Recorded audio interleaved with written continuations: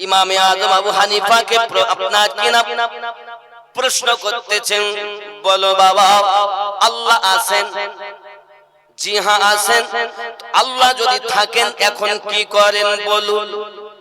সঙ্গে সঙ্গে ইমামে আজম উত্তর দিচ্ছেন, শুনে নিন, আমার আল্লাহ হক, আল্লাহ আমার ছিলেন, আছেন, থাকবেন। পৃথিবীকে রুজি দান করেন তিনি, রুজি থেকে খাওয়া থেকে পবিত্র হলেন তিনি, তিনি কোন কর্ম থেকে পবিত্র। তবে জেনে রেখে দিন, আল্লাহ পাক এখন যে কর্মটি করতেছেন সেটি হলো আপনার মতো বয়স্ক পাদ্রীকে সিংহাসন থেকে নিচে নামিয়ে দেন, আর আমার মতো ছোট্ট বালককে সিংহাসনে বসিয়েছে।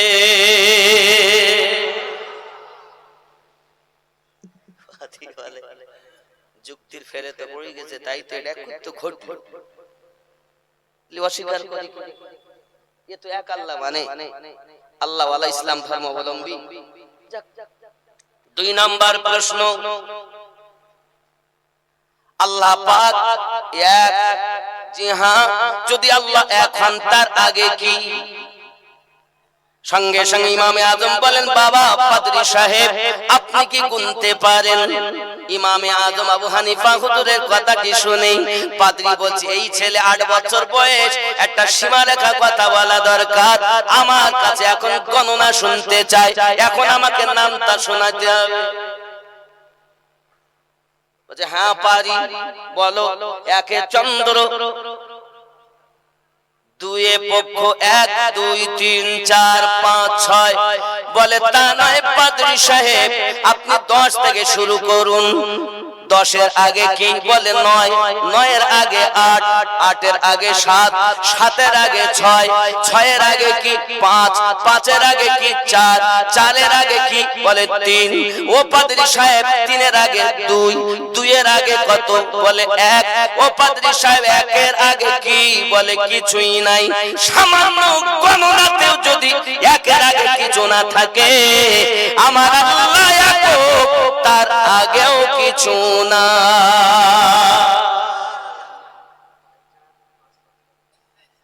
কাইজার মুহাম্মদ কাইজার 5000 টাকা দাতা, আল্লাহ দান কবুল করুন, আল্লাহ দিতে বরকত দিন, তার নেক জায়েজ নিয়তকে পূর্ণ করুন।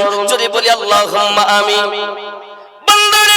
ইমামে আজম আবু হানিফা নোমান বিন সাবিত রাদিয়াল্লাহু তাআলা আনহু যখন এমন কথা বললেন, বাপজি আমার, সঙ্গে সঙ্গে সবাই তো মেনে নিয়েছে।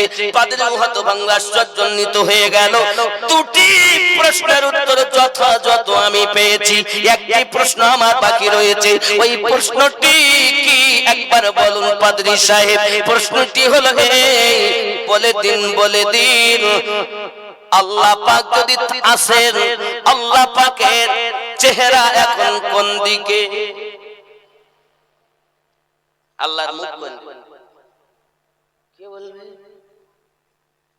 বলছেন পাদ্রী সাহেব উত্তরটাও আমি দেব। যত রকম জটিল প্রশ্নের উত্তর, যত রকম জটিল প্রশ্ন সমাধান করেছেন তিনি হলেন ইমামে আজম আবু হানিফা।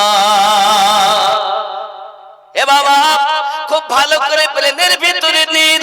একদিন ইমামে আজম আবু হানিফা হুজুর রাহমাতুল্লাহ আলাইহির কাছে একজন ব্যক্তি এসে হাজির হয়ে গেছেন, একজন আপনার এসে হাজির হয়ে গেছেন, মহিলা হাতে তার এক গ্লাস পানি, ডাক দিতেছেন, হুজুর আপনার কাছে একটা মশলা জানতে আসলাম। কি মশলা? আমার স্বামী বাড়িতে এসে আমার কাছে পানি চেয়েছেন, পানি দিতে আমার দেরি হয়ে গেল বলে আমার স্বামী আমাকে বলেছেন পানি খাবো না, রাগ করে বললে পানি আমি খাবো না। এ বিবি, পানি যদি রাখিস তোকে তালাক, যদি পানি তুই পান করিস তাও তালাক, যদি ফেলে দিস তবু তুই তালাক, কাউকে যদি খেতে দিস তবু তুই তালাক। হুজুর এখন পানির গ্লাস আমার হাতে, বড় বিপদে বাঁচা। পানি করব। ইমামে আদম আবু হানিফা বলেন, মা চিন্তার কোনো কারণ নাই, বড় একটা কাপড় নিয়ে আসুন, যে কাপড়টা দিয়ে আপনাকে পানি যেন গ্লাসে চুষে নেয়, এক ফোঁটা পানি যেন নিচে না পড়ে। মা জননী ওই পানিটা যখন কাপড় চুষে নেবে, ওই কাপড়টাকে রৌদ্রতে মেলে দেবেন, রৌদ্রতে কাপড়টা শুকিয়ে যাবে, জীবনের মতো তালাকের হাত থেকে বেঁচে যাবে। জোরে দেন না, নারে তাকবীর দিচ্ছেন, খুব ভালো, জোরে দিন না। নারে তাকবীর বলে চুপ থাকতে, আমি বুঝতে পারছি আমি কোথায় না। সত্যি কি আমি নবী পাকের আশিকদের কাছে এসেছি? তাহলে এরকম হচ্ছে শুধু নারে তাকবীর, নারে রিসালাত হচ্ছে না। আব্বা আমার, আমি জানি না, যারাই করুক, আমি বারবার বলছি, কোরআন মাজিদ সূরা আল ইমরান আয়াত নাম্বার 31 আল্লাহ পাক বলেন, বিসমিল্লাহির রহমানির রহিম, কুল ইন কুনতুম তুহিব্বুনাল্লাহ ফাত্তাবিউনি ইউহিব্বুকুমুল্লাহ ওয়া ইয়াগফিরু লাকুম যুনুবাকুম ওয়াল্লাহু গফুরুর রহিম। হাবিব বলে দিন, যদি কেউ আমি আল্লাহকে ভালোবাসতে চায়, ফাত্তাবিউনি, অনুসরণ, ইত্তেবা, অনুকরণ যেন আপনার করে। আয় আমার রব, যদি আমরা নবীর অনুকরণ, অনুসরণ, ইত্তেবা করি, আপনি কি দিবেন? রব্বে কারীম বলেন, ইউহিব্বুকুমুল্লাহ, আমি আল্লাহ তাকে ভালোবাসবো। আল্লাহ আর কিছু দিবেন? হ্যাঁ দিব। ওয়া ইয়াগফিরু লাকুম যুনুবাকুম, আমি আল্লাহ পাক তার জীবনের গুনাহ maaf করে দেব। আর কি দিবেন? আল্লাহু গফুরুর রহিম, আমি আল্লাহ তার প্রতি দয়া রহমত নাজিল করতেই থাকবো। জোরে বলেন।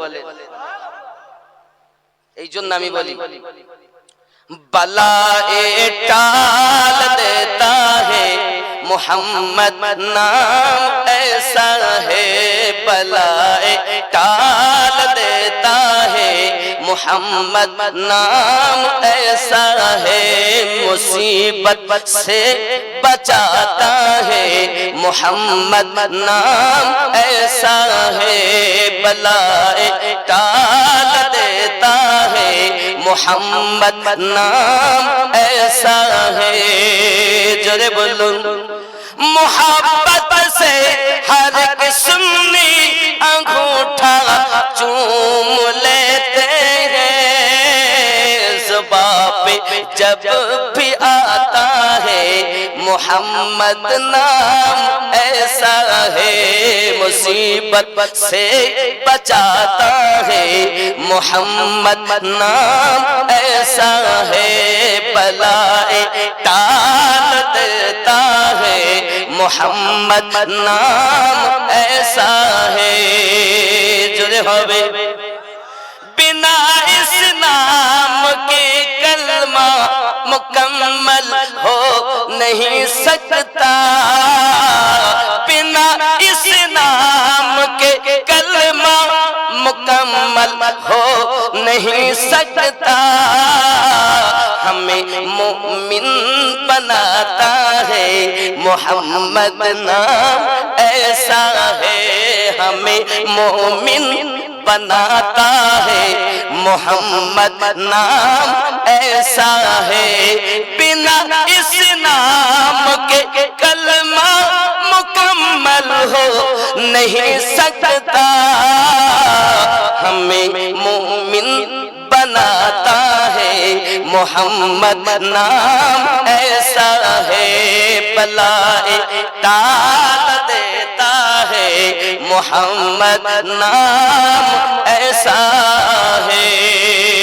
जुड़े होवे, जिसे सुनते ही हर एक सुन्नी आशिक अहमद रजा का दिल खुशी से झूम जाता है मोहम्मद नाम ऐसा है, खुशी से झूम जाता है मोहम्मद नाम ऐसा है, मुसीबत से बचाता है मोहम्मद नाम ऐसा है।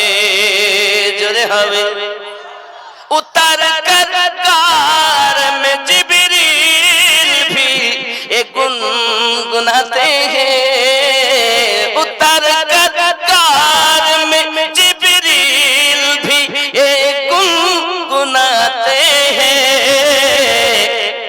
हा हा हीरा भी जगमगाता है मोहम्मद नाम ऐसा है बलाए टाल देता है मोहम्मद नाम ऐसा है अल्लाहुम्मा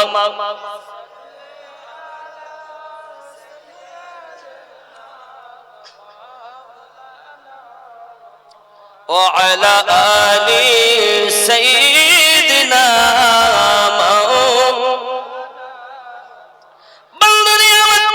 খেয়াল করুন ইমামে আযম আবু হানিফা আলাইহি রাহমাতুল্লাহ রিদওয়ান বলেন বাবা আপনার 3 নাম্বার প্রশ্ন হলো এটাও যে আল্লাহ পাক আল্লাহ তাআলার চেহারা এখন কোন দিকে তাই যদি আপনি জানতে চান একটি মোমবাতি কিনে আনুন আনলেন একটি মোমবাতি কিনে আনার পরে আব্বা আমার মোমবাতিটা জ্বালিয়ে দেওয়া হলো মোমবাতিটা যখন জ্বালিয়ে দেওয়া হলো বন্ধু আমার তার সীসা উপরের দিকে কোন মানুষের দিকে আপনার কিনা তার সীসাটা নাই ইমামে আযম বলেন সামান্য 1 টাকার একটি মোমবাতি তার যদি সীসা চতুর্দিকে হয় আমার আল্লাহ तमाम জাহানের পালন কর্তা তার চেহারা সকলের দিকে প্রশ্নের উত্তর হয়ে গেল মুসলমানদের ঈমান বেঁচে গেল খ্রিস্টান ধর্ম গ্রহণ করতে হলো না জুরি বলুন সুবহানাল্লাহ 8 বছর বয়স থেকে মুসলমানদেরকে ইমামে আযম শিক্ষা দিতে আছেন আব্বা আমার এতটুকুই নয় ইমামে আযম আবু হানিফা হুজুর রাহমাতুল্লাহ আলাইহি এমন ইবাদতি ছিলেন বাবা আর কয়েকদিন পরে আপনি রমজানের রোজা রাখতে পাবেন সোনা মানিক রমজান মাস আমাদের সম্মুখে এই রমজানের মুবারক মাস যখন আপনার এসে যেত ইমামে আযম আবু হানিফা হুজুর একটি মাসে 61 বার কোরআন মাজিদ খতম করতেন কিভাবে করতেন বাবা সারা ভালো করে মাথায় রাখুন বাবা ইমামে আযম আপনার কিনা এক পায়ে 15 পারা কোরআন তেলাওয়াত আবার বাম পায়ে আবার 15 পারা কোরআন তেলাওয়াত সারা রাতের ভিতরে 2 রাকাত নামাজে এক খতম কোরআন তেলাওয়াত করতে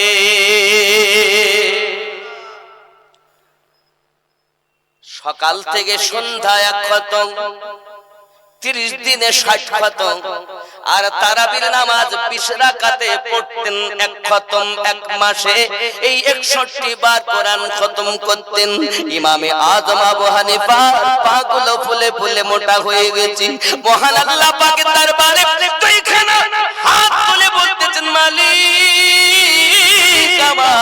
আমি ইমামে আযমকে মানুষ না বানাইয়া যদি জঙ্গলের গাছের পাতা বানাইয়া দিতেন আয় আমার রব আয় আমার স্রষ্টা জঙ্গলের পশুরা জীবেরা অবলা জীবগুলো আমি পাতা বলে আমাকে খেয়ে নিত ময়দানে মাহশরে কিয়ামতের দিন ইমামে আযমকে হিসাব দিতে হতো না আল্লাহ কাট করাতে দাঁড়াতে হতো না এ আমার সোনাবালিকেরা এত ইবাদতের জীবনে তিনি যদি এমন করে আল্লাহ পাকের কাছে রোনাজারি করে রে বন্ধু আমাদের ইবাদতের কোনো ঠিকানা নাই আমাদের কোনো রিয়াজাত বান্দাগি তেমন নাই আমরা কেমন করে আশা করি জান্নাতে যাব হে যুবক ইমামে আযম আবু হানিফা রাদিয়াল্লাহু তাআলা আনহু এমন ব্যক্তি ছিলেন জগতের বুকে তিনি যখন মদিনাতুল মুনাওয়ারায় হজের জন্য পৌঁছিয়েছেন বাবা মদিনাতুল মুনাওয়ারাতে প্রত্যেক ব্যক্তিকে 40 ওয়াক্তের নামাজ আদায় করতে হয়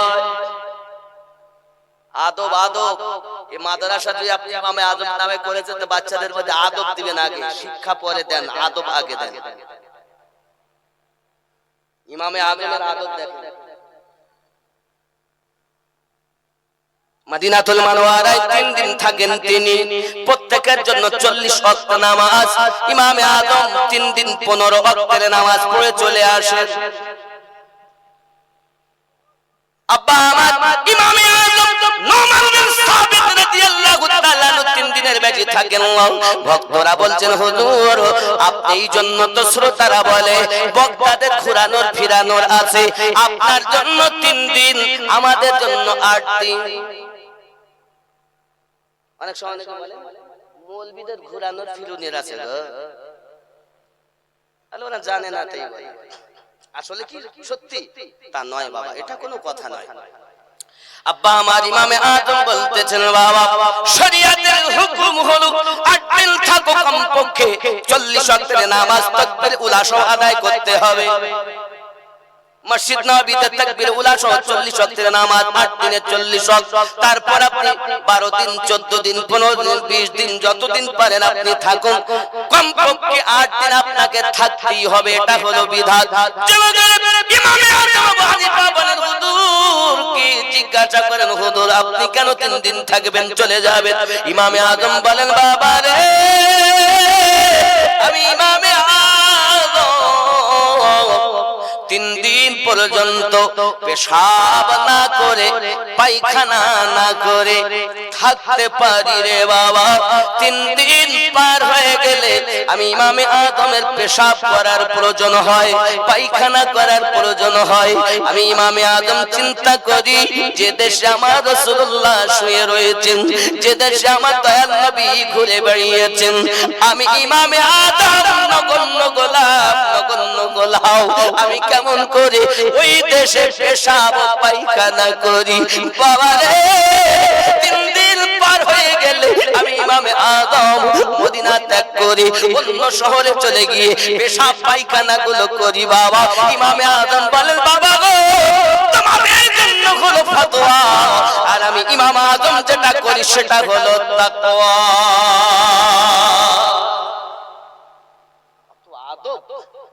পেশাবও করছেন না পায়খানাও করছেন না, 3 দিন যদি কোনো ব্যক্তি পেশাব না করে তাহলে উনি খেয়েছেন কেমন,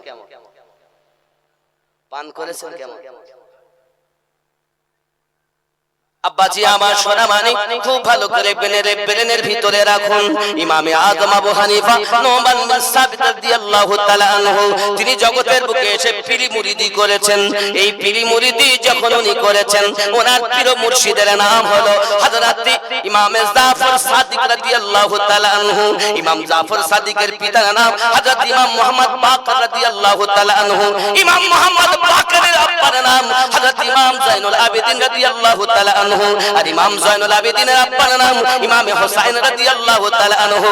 আর ইমাম হুসাইন পাকের আব্বা জানের নাম হযরত আলী কারামাল্লাহু ওয়াজহুল কারীম। আর হযরত আলী রাদিয়াল্লাহু তাআলা আনহু যার কাছ থেকে বেলায়াত প্রাপ্ত তিনি হলেন প্যারা নবী রাসূলুল্লাহ।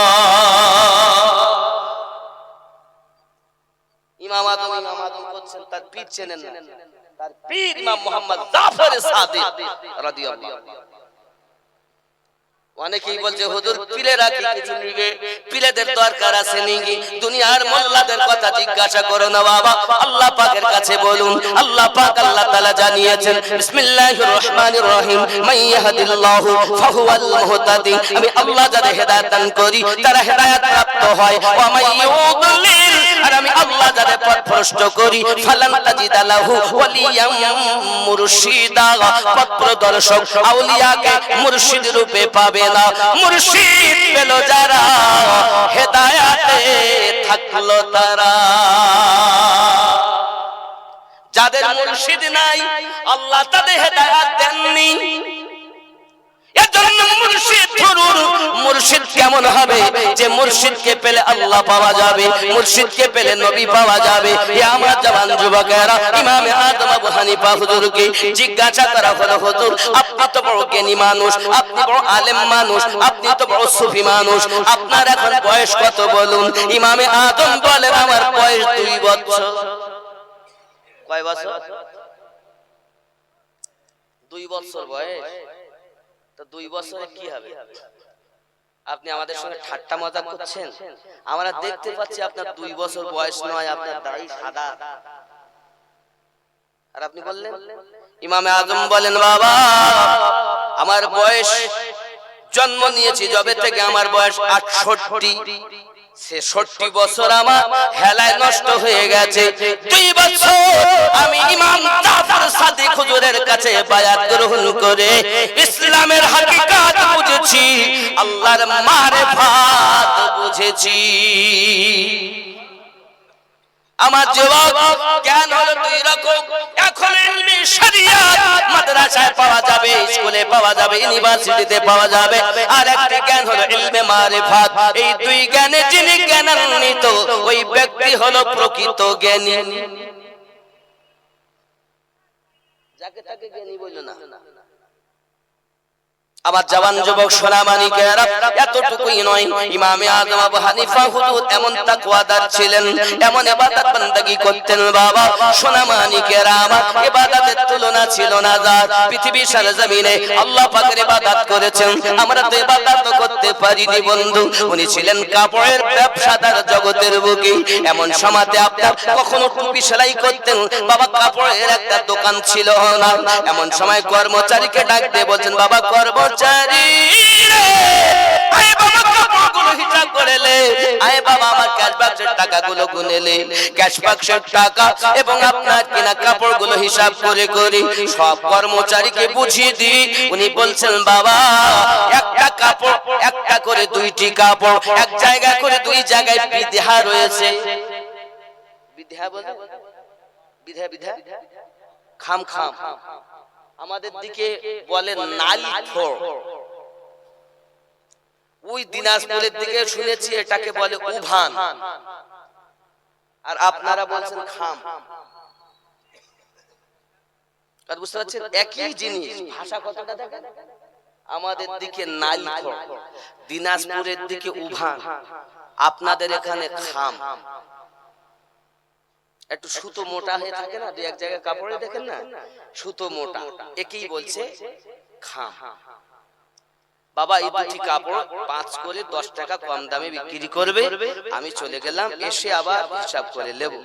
ঠিক আছে হুজুর আপনি যান, আমি আছি। উনি যখন চলে গেলেন, কাপড় চোপড় ব্যাপার আপনার এসেছে, খরিদ্দার খরিদ করে নিয়ে চলে গেছে। উনি দীর্ঘক্ষণ পর উনি যখন দোকানে এসেছেন, ক্যাশ বাক্সের টাকা হিসাব করতেছেন, কাপড়গুলো হিসাব করতেছেন, 5 টাকা করে 10 টাকা বেশি হয়, এপিট করে বারবার গুনতেছেন, 10 টাকা বেশি হয়। এই বাবা কর্মচারী কি করলি, টাকা কেন বেশি হয় বলতে পারিস? কর্মচারী বলেন, হুজুর আপনি যে আমাকে 5 টাকা করে 10 টাকা কম দামে দুটি কাপড় বিক্রি করতে বলেছিলেন, সেটি আমার মনে ছিল না, আমি অন্য কাপড়ের ন্যায় কাপড় দুটো বিক্রি করে দিয়েছি।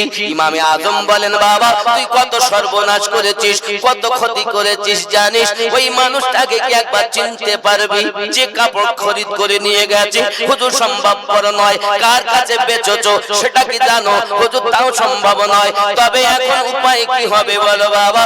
5 টাকা করে 10 টাকা বেশি টাকা এখন কি করা যাবে? টাকাগুলো ক্যাশ বাক্সে হিসাব করে দেখেন, 40,000-এর মতো টাকা আছে।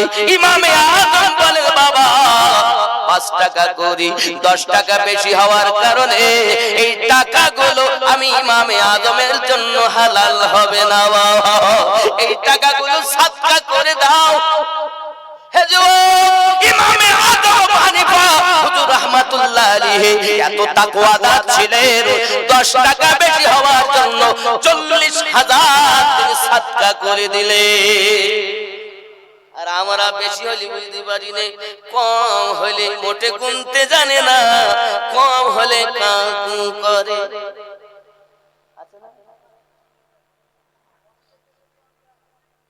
জি এরকম ভাব আছে না নাই? আব্বা আমার সোনামানিক, এমনি করে জগতের বুকে দেখা যায় ইমামে আযম আবু হানিফার টাকাগুলো সাদকা করে দেওয়াতে বললেন। সব সাদকা হয়ে গেল।